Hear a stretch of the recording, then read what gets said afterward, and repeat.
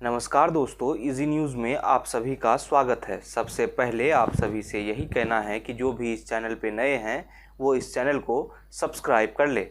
देश में एक बार फिर से रोजगार पर चर्चा शुरू हो गई है। दरअसल ऐसा इसलिए हो रहा है कि मोदी सरकार ने अगले 1.5 साल में युवाओं को 10 लाख नौकरियां देने का लक्ष्य रखा है। दरअसल मोदी सरकार ने ये ऐलान कर दिया है कि अगले 1.5 साल में युवाओं को 10 लाख नौकरियां दी जाएंगी।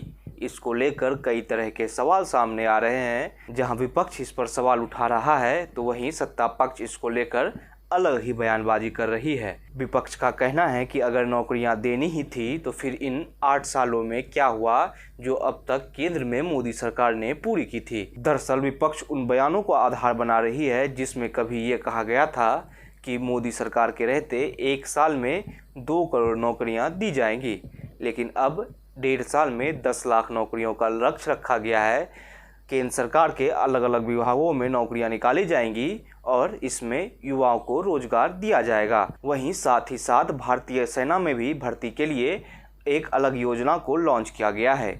इस योजना का नाम दिया गया है अग्निपथ और इसके तहत भर्ती होने वाले सैनिकों को अग्निवीर कहा जाएगा।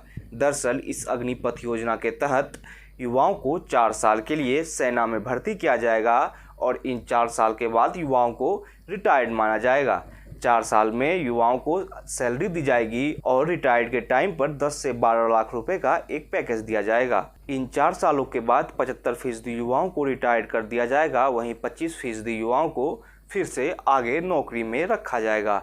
इस योजना को लेकर कई तरह के सवाल उठ रहे हैं और सवाल इसलिए भी कि आखिर 4 साल में ये टूर ऑफ ड्यूटी का प्रोग्राम क्यों रखा गया है। अब इस योजना का इंडियन आर्म फोर्स में क्या प्रभाव पड़ता है ये आने वाला वक्त ही बताएगा, लेकिन बताया ये जा रहा है कि 90 दिनों के अंदर 46,000 भर्तियां इसके तहत की जाएंगी। मतलब कि 46,000 भर्तियों के लिए 90 दिनों के अंदर प्रोसेस को स्टार्ट कर दिया जाएगा।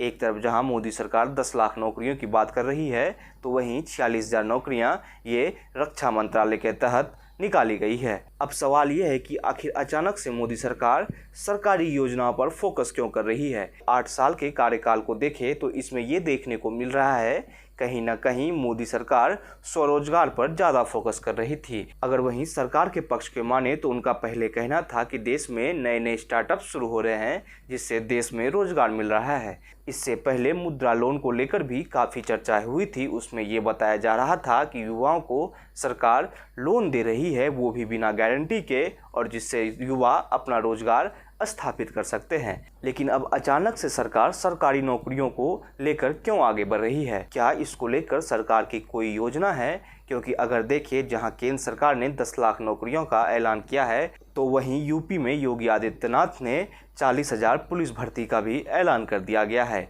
अब सवाल ये है कि क्या आने वाले लोकसभा चुनाव को लेकर एक पिच तैयार किया जा रहा है जहां पर सरकारी नौकरियों पर ही चुनाव होंगे, क्योंकि रोजगार को लेकर विपक्ष मोदी सरकार को घेरती हुई आ रही है। एक तरफ महंगाई ने सरकार को परेशान कर रखा है तो वहीं युवाओं को रोजगार नहीं मिलने से भी सरकार को अच्छी खासी मुश्किलों का सामना करना पड़ रहा है।